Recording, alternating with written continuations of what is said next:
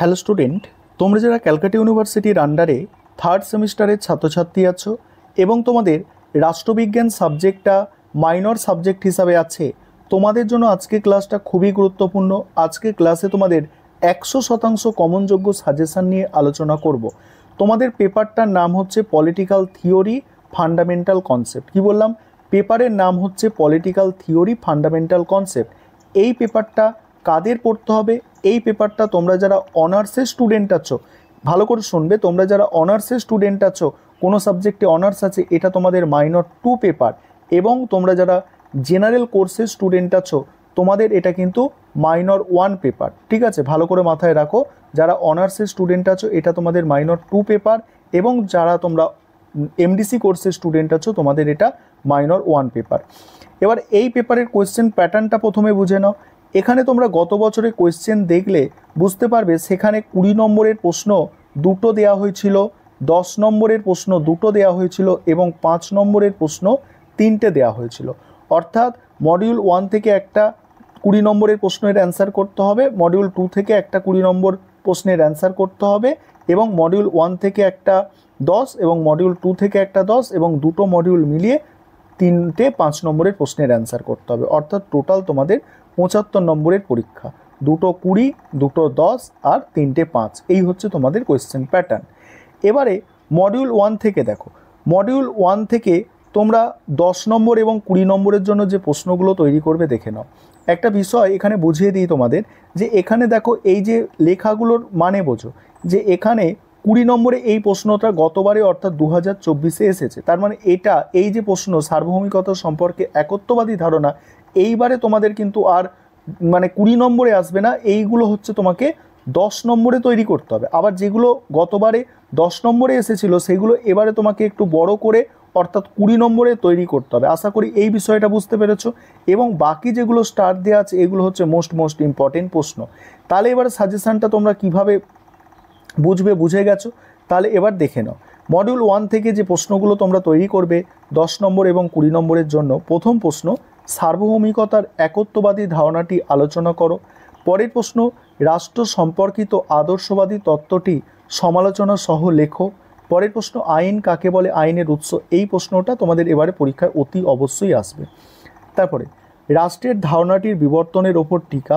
পরের প্রশ্ন, মুক্তি ও সাম্যের সম্পর্কটি আলোচনা করো। দেখো এই প্রশ্নটা 10-এ এসে গেছে, মানে কি এটা 20-তে তৈরি করতে হবে তোমাদের এবারে, সেটা প্রথমেই বলেছি।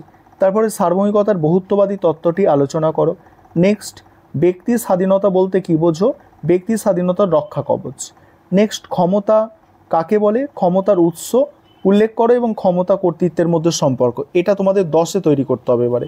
তারপরে আইন ও সমতা অর্থাৎ সাম্যের মধ্যে সম্পর্ক আলোচনা করো।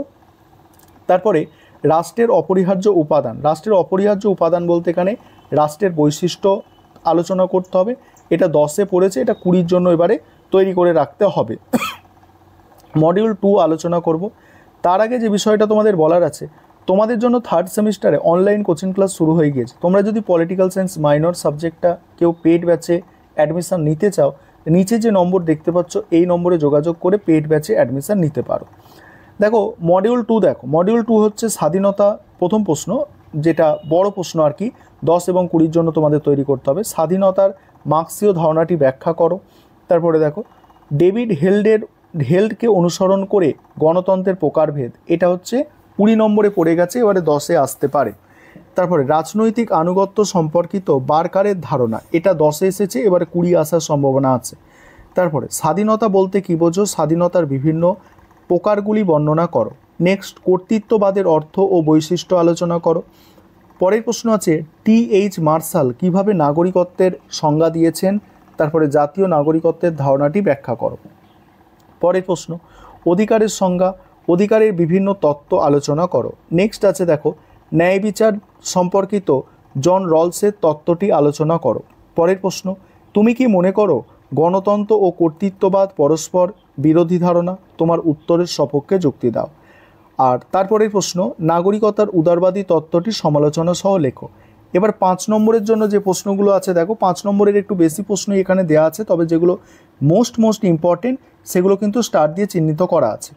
প্রথম প্রশ্ন, কর্তৃত্ব ক্ষমতার সম্পর্ক, উদারনৈতিক রাষ্ট্র, তারপরে আছে প্রতিরোধের অধিকার, নাগরিকতার উদারবাদী তত্ত্ব, রাজনীতির ধারণা, ওয়েবারের কর্তৃত্বের ধারণা, অধিকারের আইনি তত্ত্ব, প্রতিনিধিত্বমূলক গণতন্ত্রের ধারণা, জাতি ও রাষ্ট্রের মধ্যে পার্থক্য, তারপরে আছে দেখো কর্তৃত্ববাদের বৈশিষ্ট্য, এবং বাকিগুলো তোমরা দেখে নাও। এগুলো 24-এ এসে গিয়েছে, এগুলো তো বাদ, এগুলো করতে হবে না। এবারে দেখো, তোমরা যারা ইংলিশ ভার্সানের স্টুডেন্ট আছো তোমরাও সম্পূর্ণ সাজেশানটা দেখে নাও।